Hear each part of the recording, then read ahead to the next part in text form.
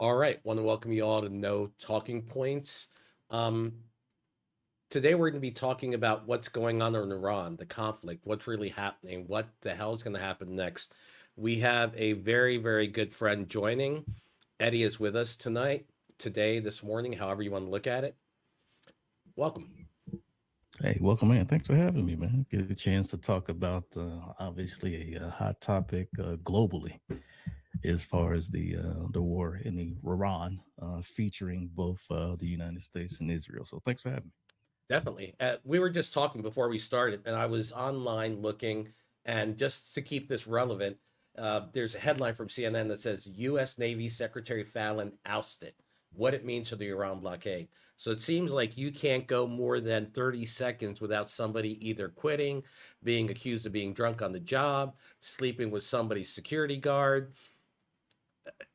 And my feeling is Iran is to hide Epstein, but we can go into that later. But Iran's the thing right now. Um, I agree with you. It's like as the American turn, right? Not the world isn't turning. It's America itself. Like you said, every day is a headline. I wouldn't even say every day. It's like almost like every hour there's yeah, a headline, right? yeah, Today was supposed to be the so-called deadline of the ceasefire. We get the information now. We're going to extend the ceasefire, right? So it's like, okay, what is it, guy? You've said what if the numbers serve me right? You said 12 times that this war is over, right? 12 different times, but you're still deploying forces in the region. So what is it? So as you stated, every time we turn around, it's a new headline. well, yesterday he said, of course, we're going to extend it. But in the meantime, Iran hits three boats up in the Strait of Hormuz that tried to sneak through in the middle of the night. They tried to sneak through, and they grabbed all three of them. Yeah, and for Iran, if you look at anything that they've been doing, it's pretty much in retaliation, right? If you notice, there was a ship that the U.S. seized, the Iranian vessel that was heading out, and they decided they wanted to take it. So Iran was like, "Hey, this right here is a part of war. So if you want to go this particular route, we'll take three." And when you're looking at this, is that hey, the people that are suffering in this is all of the surrounding areas who actually need access to the resources. We were talking a little bit earlier the fact that Iran is self sufficient Yeah, as far as their particular areas and things like that. So with that being the case, it's like Iran has the ability of longevity in all of this. A lot of those places around that particular Middle Eastern corridor area does not have the same resources that Iran has. So with this, they're like, listen, we can really do this for the long haul if you would like to. There's no need for us to, concede anything. We've done that before. We've conceded some of the things that we possibly could have done. And with those concessions, this is where we are now. So at this current point, it's like, hey, we're 10 toes down, as we say in the streets. We're 10 toes down on this. And what we're going to do when you really want to negotiate, when you really want to talk, we can do that.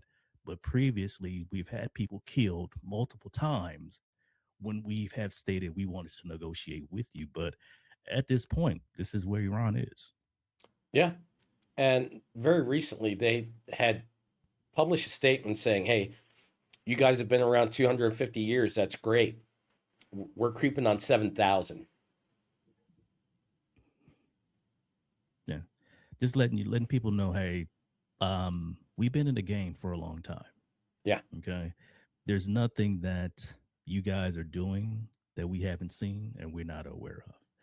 So for that country, for the people of that country, this is about survival. And I think a lot of people underestimate that aspect of when you're in a situation where you have to defend yourself, you're going to do everything to be able to do that. And from my opinion, that's what you're seeing.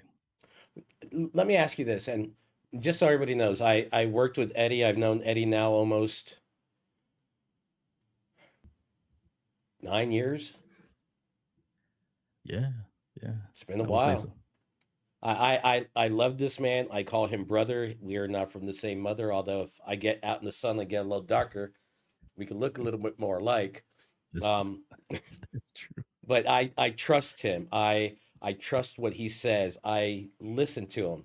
I wanted to ask you this: what do you think truly triggered this entire damn thing? Well, literally, we have to look at historical facts, right? And I think for a lot of people, it's understanding the totality of all of this, how all of this started. So you got to go back. Let's see here how far we want to go back, right? If we just want to go here and now, it's the fact of Israel has been trying to get this done for what 40 years. Yeah, it's been a Okay, while. so with them trying to get this done for such a long period of time, and they've been saying, "Hey, these guys have these weapons, things like that.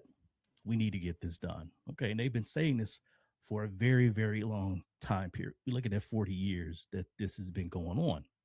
However, we can go back further than that into the 1970s with the whole Iran situation. Then that's where your genesis of a lot of this comes down to, and the fact of how the U.S.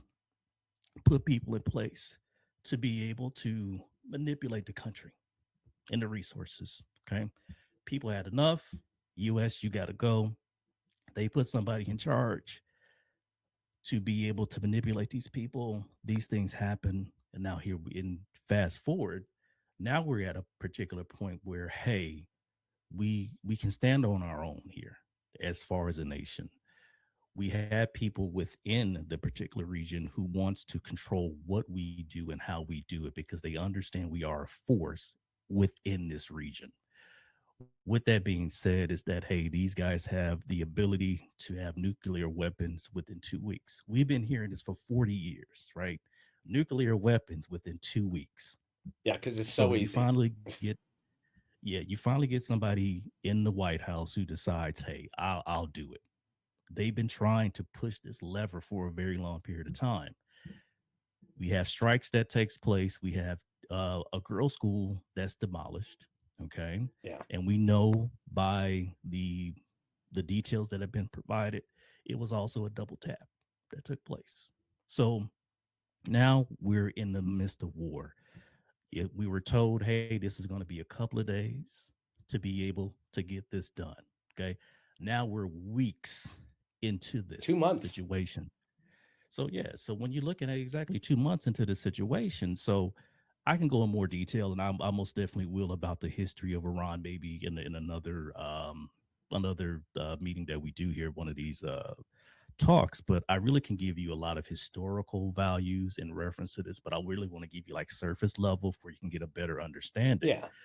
But the way that the reason that we're here now is because we have a sadly leadership in this country who think that they can bully folks around. Let's just call it what it is. We had a situation in Venezuela that took place. We get in, we get out. Venezuela is not Iran. So when you think that you can do the same thing one location, you go somewhere else and do it, you're gonna realize that there's some people that are ready to defend themselves. And that's where we are. We have a country that's like who's been waiting for this moment. They know the moment was coming and they're not backing down from the moment. So Yeah. when you have somebody that's willing to stand up to you, who's willing to call your bluff, okay, what is it that you're going to do? So pretty much Iran has drawn a line in the sand and they're telling them this is, we're not going back on this. You started it, we're going to finish it. So I'll ask you this: President of the United States, I don't know how he comes about, but says it's an escalation. It's a controlled escalation. Um, as you were saying, Venezuela was so easy for them because Maduro was a dictator. Yes. The people didn't like him. Yes. The people wanted him out. They could get into that country easily, drop a SEAL team or whatever else they were going to drop, grab him out of his bedroom and his wife, and sneak out of there in the middle of the night. Not the first time the U.S. has done that. They did it in Panama. How many other countries have they done this in? It's simple. That's very true. But when Very you're true. going in and you want to take out, and I know initially they said no regime change. That's not what we want. Although they do keep saying that they changed the regime. And the regime change means that you have to take out the top leadership. The problem is in Iran, there isn't one leader. There are multiple leaders that are in charge of different things. So you've got the Iranian guard who is claimed to have done the attacks on the boat, on the three boats. They're the ones that took them over. And apparently they had no instruction to do it. They were just kind of pissed off. But Venezuela, it's in, it's out. Yeah, they blew up a bunch of stuff to distract, but thinking that you're going to go into a country who, again, has been dealing with conflict for thousands of years, thousands of years. They dealt with the Egyptians, they dealt with the Romans, they dealt with the English, they dealt with everyone. And we think that we're going to go in and drop bombs, which, side note, now they're saying it's going to take up to 6 years to replace all the armaments that have been used. And we're doing this because Israel had an itch for the last 40 years. And every president up to this point said, put a bomb on that because we ain't scratching it for you. So Very true. is it an Very true. escalation? Is it a war? Is it, are we now in the 7, 5, 10-year war that we are not going to be able to get out of? I would say no to that. And Okay. let me explain why. We're dealing with an administration who loves popularity. Okay. This is not popular. The most recent poll numbers came out for his presidency. Yeah. They're low. Okay. They're very, very low. And one of the major things that's low about that is the situation that's taking place in Iran. So, with that being the case, I truly feel that at some point he's going to realize I need to get off this ship. I truly believe that due to the fact of you're getting pressure not only from those who didn't vote for you, but now you're starting to get added pressure from those who did. And when that starts to take place, that's when you will start to see some changes take place. Obviously, the economy in the US is taking a major hit because of this. Gas prices going up, gas prices going down. And so for people who need to travel to work, that's added expense. On top of that, you have other things that are being affected by that. So that's the reason I don't think Now, that we will see that type of progression. don't you think, though, that if oil was not involved here, that first off, we would have never gotten involved?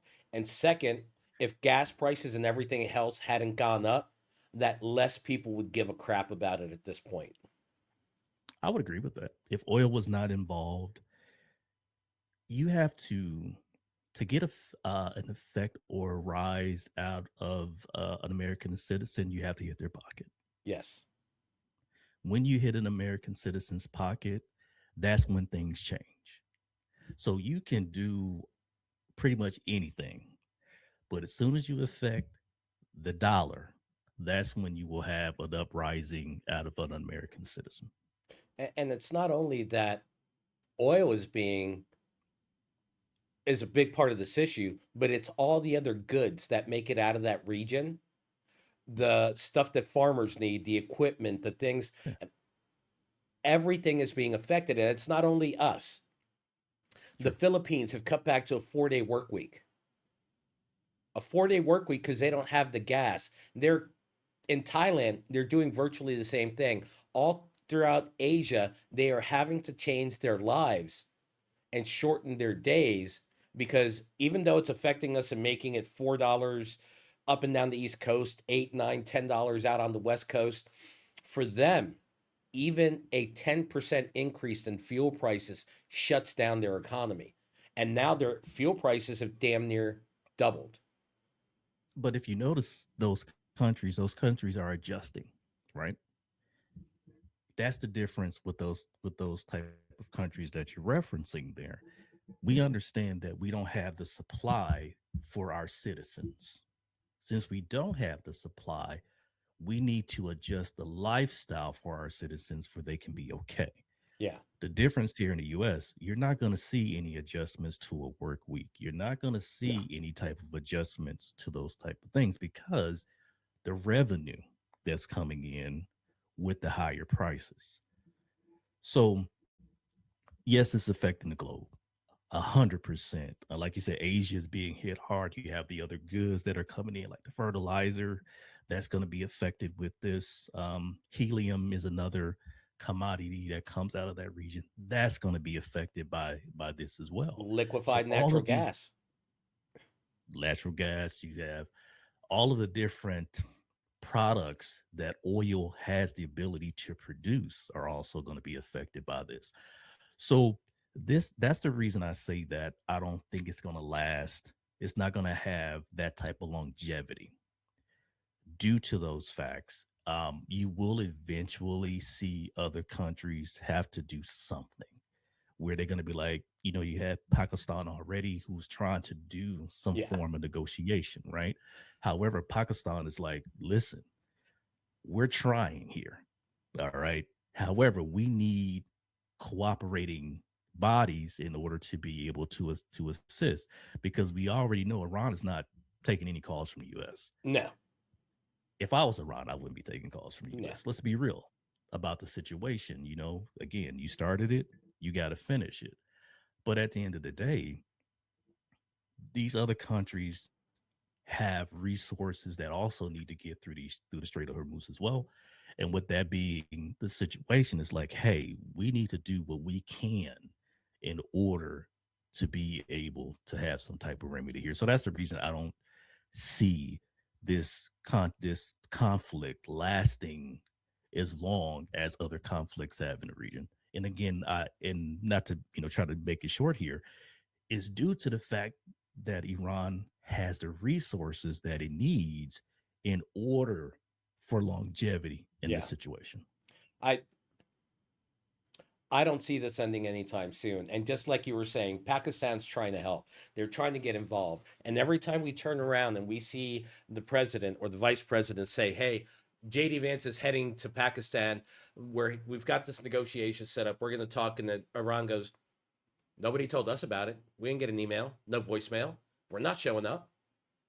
Um, Last Friday, the president comes out and says, "We have reached an agreement. The straits will be open up, gas will start flowing again, but we're going to block them." What happens to the market? 25 minutes earlier, somebody shorted the market and made over 700 million on it. And this is the fourth time it's happened. So people are making money off of his announcements, and Iran comes back and says, "We didn't agree to a damn thing. Either you let our boats through or there's no deal." There are no deals here. When Obama got his folks over and they set up the agreement that Trump threw away, it took them a year of going back and forth and having people that were intelligent enough to put together an agreement. Yeah, you had scientists, right, who understood all of this. So you had Yeah. individuals in these rooms who understood what it take to okay, if you want to do a nuclear weapon, we understand all of us in here as far as being scientists, being the folks who are educated in this particular arena, we know what it takes. Okay, you can't get anything over on us. You have this agreement, like you're stating there, and now you have, let's call them fools, trying Yes. to agree to things. And that's where I would say I disagree with you a bit. I believe that unless the U.S. fully withdraws everything with no stipulations on Iran, that this will not end anytime because they can sit there for the next year or two and be okay. They'll be okay. They've dealt with this for millennia. So my feeling is that unless Trump says, "Hey, my bad," and backs out of the whole thing and puts no restrictions on them, because now Iran knows they control the Strait of Hormuz. Everyone knew it, but I now agree. they've made sure everybody knows it. I agree with, and that's the reason I say that. The reason I think it won't last is because I think Trump will backtrack. I think his administration will get to the point where they realize, again, we bitten off more than we can chew. The Venezuela situation, you got high on your own supply. You went in there, you did what you had to do. Yeah. Hey, we can go do this anywhere. No, no, you can't. And as you stating, Iran can again, we can do this for days. Yeah. We can do this for years. And with that being the situation, as you stated before, we already know that arsenal supplies are getting low. Okay, as far as what US has available, how long it takes months upon months to be able to build the weaponry that the US uses. This isn't something that can be done overnight. And I think, for a lot of folks you see, they don't understand the aspect of everything that it takes. And most definitely want to help you truly understand that the fact of building weapons here in the US, as far as the supplies that we need to be able to do them, we don't have the No. resources here to perform those tasks. We have to rely on other countries, excuse me, globally for those resources. China. So when yeah, China is one of the main ones. So when you are affecting someone else's economy and you need them to be able to help you do something, let's be realistic. Nobody is going to be your friend at that point. You're hindering me from being successful, but you want my help? It doesn't work that way. Going back to Iran again, they don't need anyone for resources. They have everything there that they need to Yeah. be self sufficient. But And so, go ahead. I think they are having help. But to keep going with the idea, with the thought you were having, I know that last week there was an announcement that the president was requesting that auto manufacturers in Detroit change their Mhm. tooling like they did during World War II and start producing weapons for the military. Yeah, that was floated out there is as far as an opportunity to be able to do that. Um, you know, I'm sitting here like, eh, but would those industries do it? Yeah, they would If because there's money, if the government is going to give you Section 8 for building weapons, okay, yeah, they will do it because of the fact that that's guaranteed funding for them to be able to perform said task. Um, but we will see when it comes to that actually taking place. How many people will do that? You have to have training to be able to it's not perform that easy. because, hey, when you're dealing with ammunition, one false move, okay, it's not only you, it's going Yeah, to be, a whole a lot of people that's going to be affected with that. So trying to take that type of approach to be able to get more ammunition, get more weapons out there, there's a possibility, but there's no guarantees to that. no. And the last time we did it was World War II, where the Yeah, entire country exactly. was actually willing to do it, where they were willing That's to true. be a part of it. As far as Iran and their resources, there are stories that Russia is shipping in more drones for them, that China is moving equipment in for them, that those two countries are saying you're messing with our supply of oil. Because China gets Yes. what, 60% of their oil, 70% of their oil from Iran? But they're also a part of BRICS as well. Yes. So, and that's Iran and also Russia and China as well. And if you're not for those who are not familiar with BRICS, it's a coalition of countries who are pretty much working to have a pretty much they're working together with the resources that they have in order to be better countries. So you got Brazil that's also a part of it, and there's also South Africa as well making up BRICS. Okay, Yeah. so with that being the case, there's also other countries that are a part of BRICS as well that are subsidiary countries, and they work together as far as with their resources, ideas, and they have a president that's over BRICS, but it rotates every year. So it's just not one particular country that's overseeing everything, and they have their meetings and things of that nature.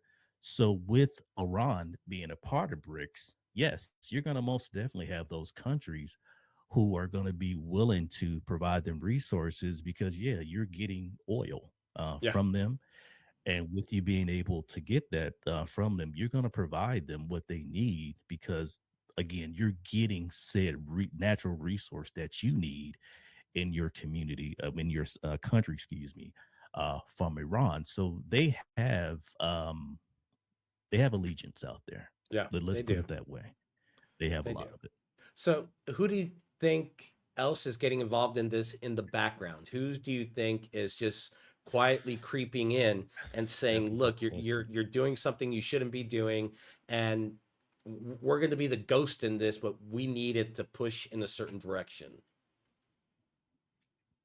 Well, I think that I would say China probably will be your biggest one. Again, we talked about BRICS here a few moments Hmm. ago, Russia as well. Other countries who have stated that they're willing to get in to this would be Yemen is one. Okay, Yemen has had issues with the U.S. in that area. A lot of the stuff that Israel has been doing, Yemen has been one of those defenders of both Lebanon and also of Gaza. So we know that Yeah, they're chomping at the bit. You also have Iraq, they've had their rounds, okay, with the US. they're still a little That's pissed. another location there that's ready to get in as needed. So the whole Middle Eastern corridor that you have there, all of those countries are affected. But as you stating, who is going to be the major rock outside of that area Hmm. who says, okay, we're going to get involved. And that's at this current point, that's a wait and see type deal. But I think a shoe will drop eventually. How do you think the NATO allies are involved in the back end of that? Because this is affecting them as much as anyone else at this point. Yeah, with NATO itself, we can go into the Ukraine situation at another day, but NATO has a lot going in on that. Yeah. So that's been pretty much their primary focus, let's say over the last 5 years now, is Ukraine and also Russia. So with them, they're obviously, everybody's being affected.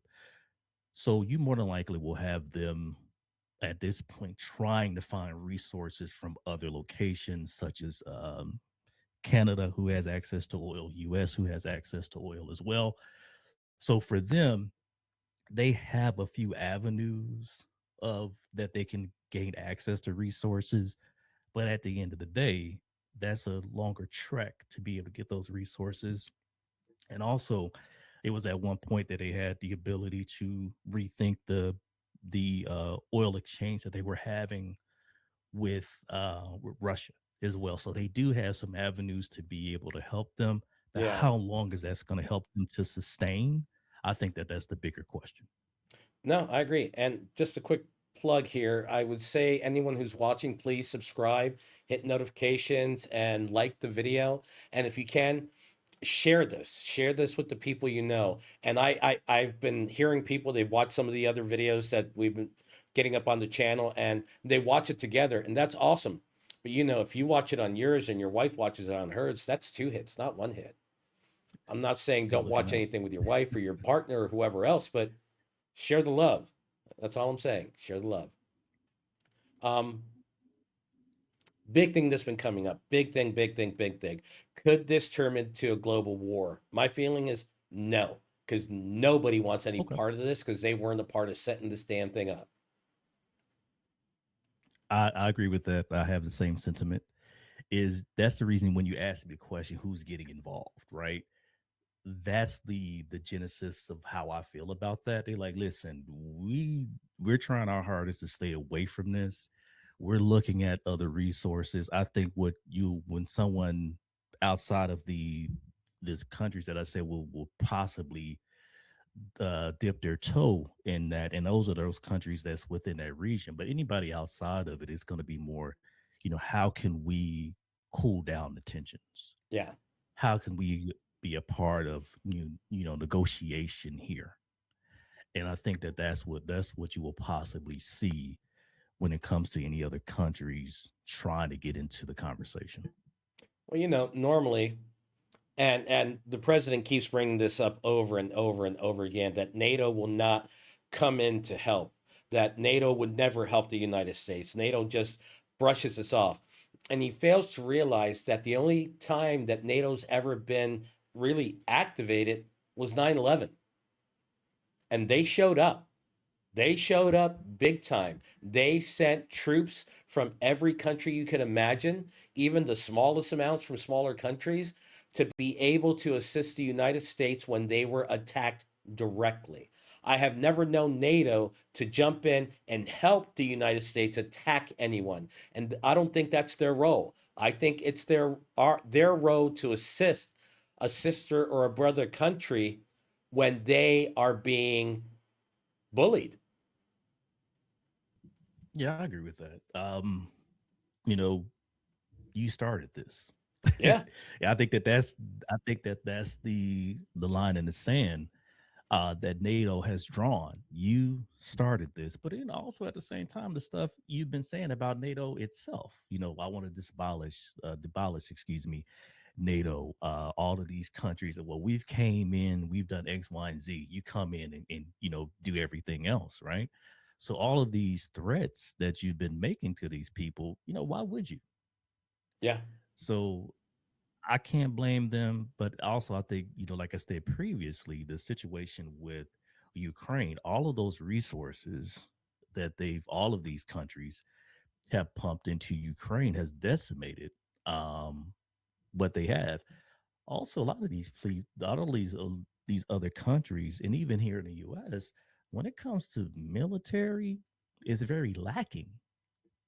So if you don't have the bodies Yeah. to be able to put out there, and how many people are going to volunteer to do it? So they're Very, they're looking at this very like little you to none. you stated the 9/11. Yeah, like the 9/11 situation, people looks at that a little bit different. And there's new things that's come out about 9/11. We won't go into it here, obviously. It kind of makes you question the things that took place. Yeah. So I doubt it if any of those nations will send any type of weaponry, any type of bodies to take place in this. They will help with negotiations, and I think that that's pretty much where they are at this point. Well, I know that my feeling is I'm lucky. For those that know me, I am not living in the States anymore. I'm living in the Yucatan in Mexico. I've been here for 4 years. I absolutely adore it here. I love this country. If you want to argue with me about Mexico, please go right ahead and do it in the comments. I will be happy to have you on here and we can have that discussion. My dear friend here has visited me here before and will be visiting me again shortly. He can attest to the fact that a country that I've got a pyramid 10 minutes away from my house that's 4,000 years old. Do you have anything near your house that's 4,000 years old, Eddie? I got the Grand Canyon.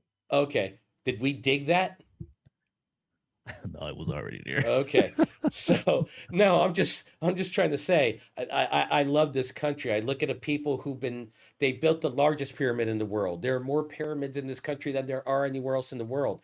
I, and the sentiment I've run across here is mixed because Okay. Iran is not affecting Mexico yet because Mexico Yeah. does produce its own oil.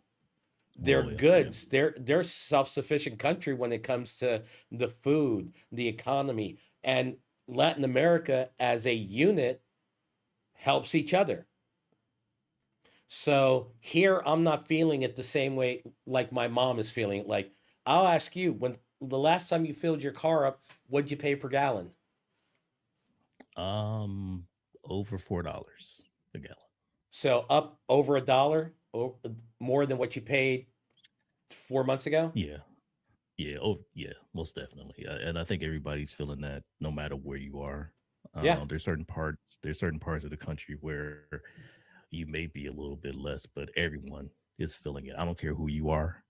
Some people, are a little bit well off than others, obviously, where it's not affecting them as much. And I'm one of those people. I'm fortunate. It's not affecting me as much as some other people that I know. Not to say that, I have money to burn, but at the same time, I still got to be mindful when it when it comes to it, some people have to be extremely mindful Yes. about what they're doing, how they're spending it, where they're going, and things like that. So I consider myself blessed. But at the end of the day, that's taking those are other resources, okay, that I could be utilizing. So everyone is being affected. But Some may be affected a little bit more than others. But wouldn't you say not only at the gas pump, but trucks need diesel to bring the goods to the stores. They Mhm. need to be able to transport stuff. They need oil to be able to make some of the plastics that need to make. So even though, let's say that you got an electric car and you're feeling good about it, don't you feel you're also going to feel this pinch when you hit the checkout lines? Oh yeah, even though you have an electric vehicle, you still that's your electricity itself. Okay, so those things also rise. They are affected by this also. But you're right. There's other things that's going to be affected.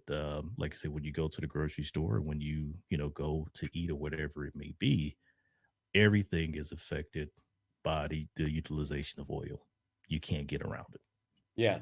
Yeah, I actually had someone comment on one of the other videos. They said that I think I told you that my egg prices are down and my oil's down. I'm like, I'm okay with the egg prices. My eggs never went up here. I had walls and walls and walls of eggs in Mexico when everybody up there was trying to find a chicken so they can have their own eggs at home.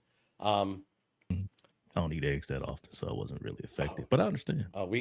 in Mexico, it's a mainstay. I know here at home we go through about 2 dozen a week. It's it's Okay. hard not to eat the damn things here, especially with the breakfasts we have here. But I look at people like this and I say, yes, it may not affect you. If you're of a certain income level, you're not going to feel it. But if you're living That's true. paycheck to paycheck and you are already struggling to make it by, this is going to hurt you really bad. Yeah, everybody's going to be affected. I don't care who you are. If you're not living a paycheck to paycheck or what your income status is, you're going to be affected some way. And I think that's where the lack of empathy comes in here in the States. If it's not affecting me, I don't care. That's the attitude that a lot of people will have. But this is affecting people globally. Like you stated about the Philippines, also Thailand, the East Asian corridor there, they're being affected South Korea has when gone it to a comes to 4 day this. work week and they're activating coal plants to be able to Yeah. generate energy. And that's what, when you're asking a question about other countries, getting involved, that can spur on those type of things. But also, when this is all over, the resentment, Yeah, okay? People know who started this. yeah. So that doesn't mean that the relationship that you have with someone is going to be the same. Well, and I want to address this in another one of our podcasts because True. the world was already pissed off about the tariffs. The True. whole world was pissed off about the tariffs. And then you dump this on top of them. Uh, it, Yeah. it's like that girl you asked out to It's the the prom globe. and ended up going out with one of your friends and left you at home all by yourself. Yeah. This is a globe, man. This is not one particular location, and everyone is being affected. And like you stated, people may forgive, but they don't forget. No, no. And the not forgetting is actually a key point here because I see or I feel that I'm looking at social media, TikTok, Facebook, all of these different things, and seeing how they're shaping the perception and how misinformation versus real information is being so skewed. And it's Yeah. hard to find the truth because you watch one of these programs, MSNBC, CNBC, Fox, CNN, any of them, and they're trying, I don't agree with all of them, but they have the pundits from both sides. And when a question is asked, they start talking about, I'd rather them answer the damn question than go off on these damn tirades. I would want to see like Hakeem, one of the guys at CNN, just step up and answer my damn question. Just shut up and answer my damn question. Abby Phillips, get up and backslap one of them. Give me a And real you answer. your answer, and you're not gonna get it there. It's about the views, it's about the clicks. Me personally, I'm more independent news guy. I look for the independent sources. My sources are also outside of the United States as well. So that helps me to understand what's happening globally. If I listen to what's happening here in the States, it's all pushed by what you can and can't say. Yeah, And again, that's not only here in the States, but it shapes your worldview. And once your worldview is shaped, it's hard to reshape it. For lack of a better word, um, you have to be really conscious about what it is that you're taking in, but also learn how to filter it. So, like I said, independent media is really, really key for me to understand, what's happening here in the States, what's happening, in Mexico, what's happening in Asia, the continent of Africa, so on and so forth. But that's how I'm able to know the history and the things of what's taking place to be able to get us here. yeah, yeah. It's. I watch a little bit of everything, and I watch the local news, and I see what they say and what they feel. But then I also have a group of friends here that are left, right, and in the middle, and somewhere thrown in the middle of all of it. And I hear their opinions, and some of them don't watch the news. They don't know that there's actually a war going on in Iran. And I ask them, "What do you think?" They go, "What war?" Well, the one Trump started. Trump didn't start no war. He's a good president. He's brought nothing but good stuff. He's closed the borders. He's done this. I'm like, really? You don't. I'm like, well, I understand. Not everyone wants to see what's going on. My mom will not watch the damn news. It pisses Yeah. her off. So And you got to, I get it. Some people, um, excuse me, like I said, I was saying before, I filter it, right? Um, because if you take in too much of anything, it can be negative, it can be bad. yeah, And for some people, when they're watching the news, they're listening to said podcast or whatever it is, if it triggers them, they're gonna they're most definitely going to go away from that, and rightfully so. You have to protect yourself, and in all of this, the biggest thing, if I can stress to anybody who's listening, take you got to take care of you first. Like when you're on a plane, they tell you, hey, if cabin pressure goes down, put that mask on yourself first, and then everybody else. And yeah. that's what you have to do in this situation. So I'm very conscious of how much of this I'm taking in, because is it frustrating? Yes. Should we be here? No. But this is where we are now. And how can I, you know, if I can't make myself better, I can't help anyone else. So I have to start here first. And with that, that's very key to me. And that's the reason I'm very cautious, excuse me, and also conscious about what it is that I take in. Well, I want to ask you this one then. And I'm going to give you a couple of different options here. What's the Okay. most dangerous next move? Missile escalations, Ooh, boots okay. on ground, naval conflicts actually expanding, or Iran deciding you did it to us, now we're going to do it to you. We're going to put people, sleeper cells in the US. You broke one of our schools. You killed 172 people, including the girls in the school. How's it going to feel if we do it back to you?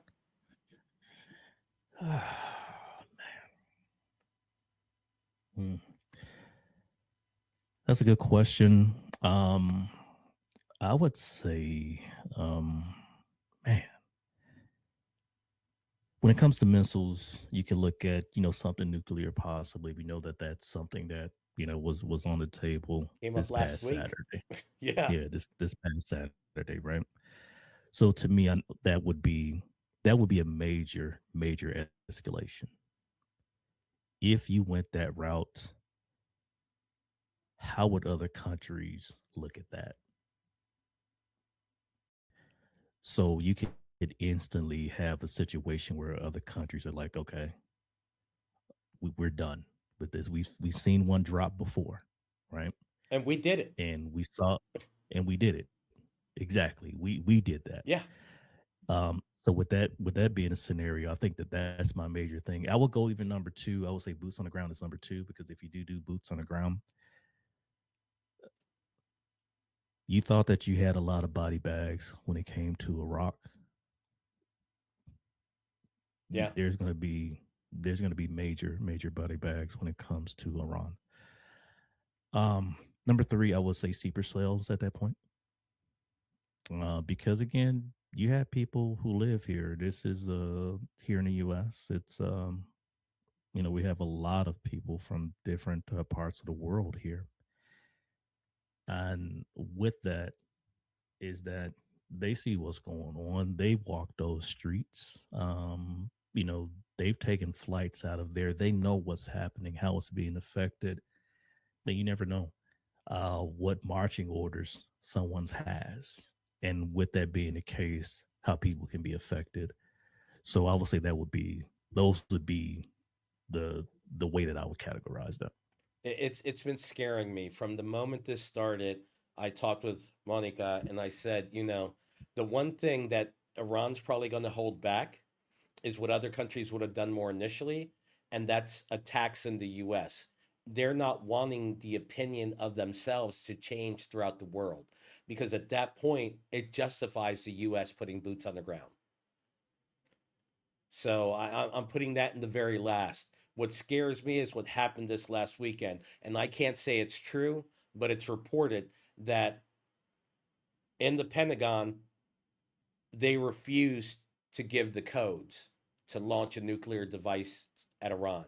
And if people haven't seen that or don't understand that or the implications, I believe the one country who's only ever used it in all of mankind is the country who has such an amount of nuclear weapons that they could demolish this planet over and over and over again.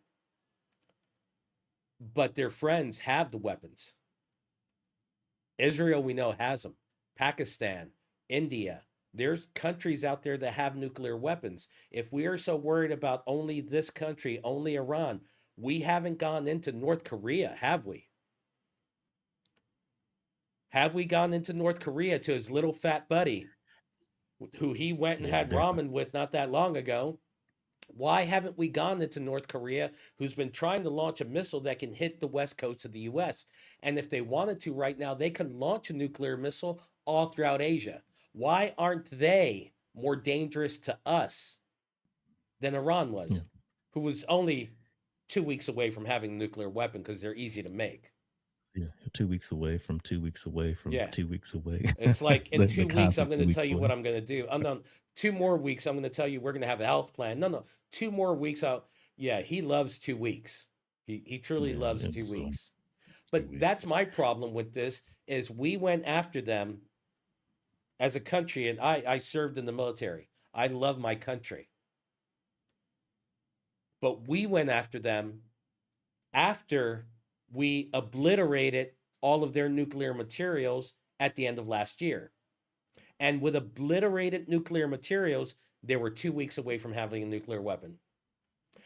Yeah, so you can't continue to go down that particular, rabbit hole continuous, and people are not going to finally wake up to, you know, the shenanigans, let's put it that way, that you continue to portray. So, yeah, it's one of these things that you wake up every morning, it's a new story. And like you stated, your mom doesn't listen to the news and things like that. And it's understandable. It really, really is It's because depressing. it is depressing. And you have to most definitely guard your mind when it comes to any type of conflict. So I get it. Well, we're going to be winding up here, and I've just got a few more questions. One Sure, of go the ahead. top ones is realistically, is diplomacy still possible? Are negotiations realistic? Is there a ceasefire that can actually happen? Considering that every time that a ceasefire has been claimed by the president, Iran goes, who are you talking about, Willis? It wasn't us. You didn't talk to us. Who'd you talk to? Yeah. I think it's possible. How we gonna get there, I don't know. Yeah, how we gonna get there, I had the slightest idea. I would say I take this back. I talked about a little bit earlier. I think other countries are gonna have to they're gonna have to get involved. Yeah. There's no way that and there's gonna be some sacrifices, some concessions that are gonna have to be made in order to get this to stop.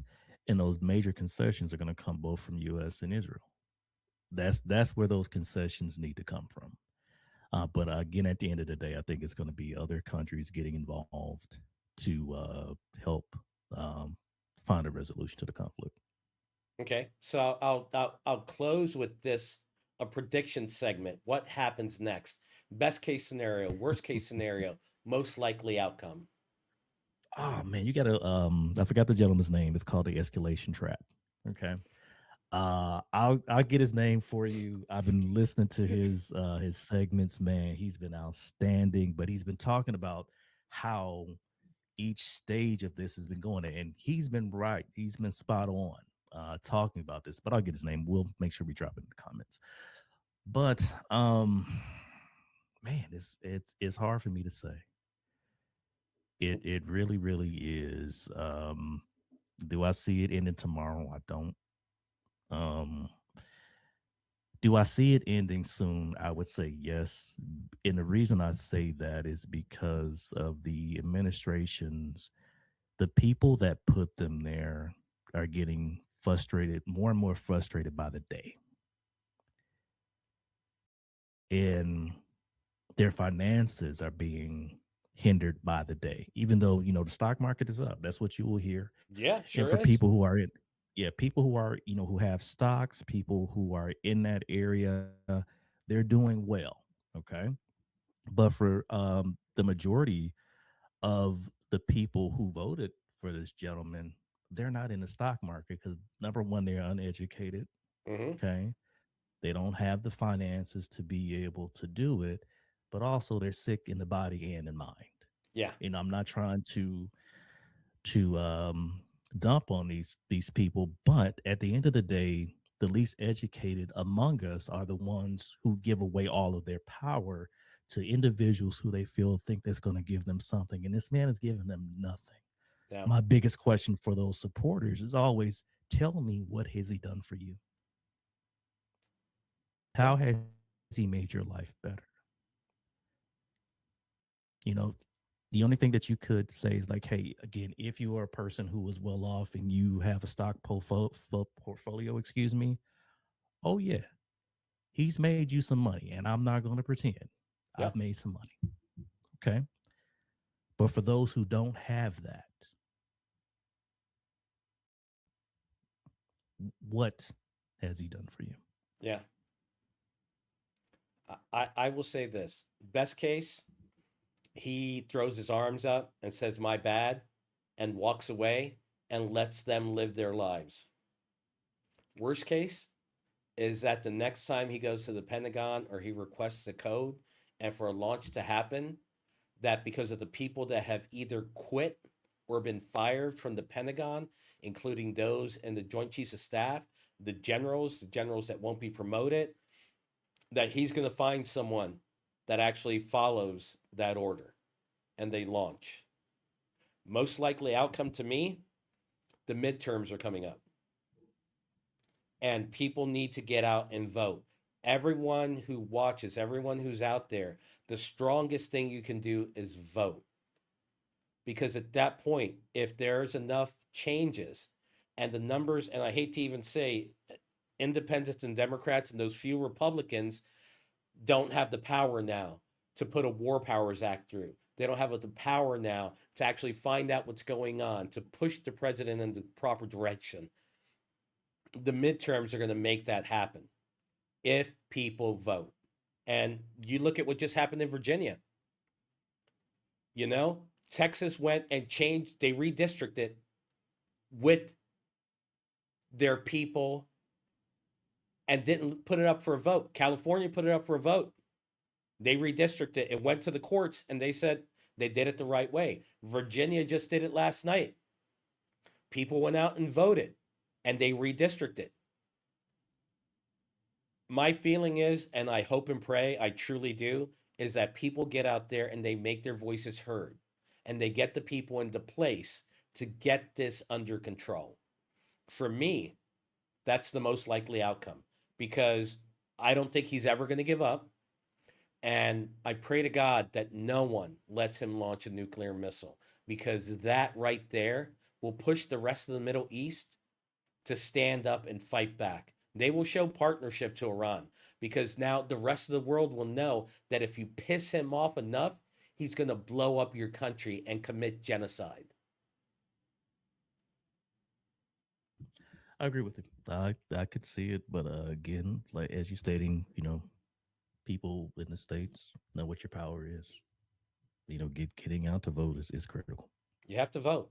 Um, I look at the View. Yes, I like watching five women on a little panel and Whoopi Goldberg leading the group. And Whoopi says it every day: make your voice heard. You make your voice heard by voting. You have to get out there. I'm voting by ballot from Mexico because I need to vote. I can't let my vote get by. So I can't tell you the last time I watched the View, but I respect it. Enjoy. I got to vote. I got to. Oh, I love Yeah, the View. I just sorry. It's fun for me. it's all good. Man, you're fine. You're It's fun. Um, well, I want to say thank you to Eddie and thank you to everyone that's watching. We're going to be doing this a couple times a week. Um, if there's a topic you'd like us to address, if you have questions or if you have comments about this, please put them down below and we will look at them. And trust me, I will be answering them, even if they're like I told my girlfriend the other night. I had a comment and I used a word on it, and she goes, "You can't use that word." And I'm like, I'm going to address it properly. I'm not going to go on here and call the person all these expletives because that's not the way I do things.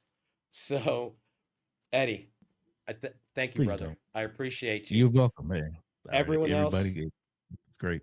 thank you It's for great. joining us, and we will see you again very soon.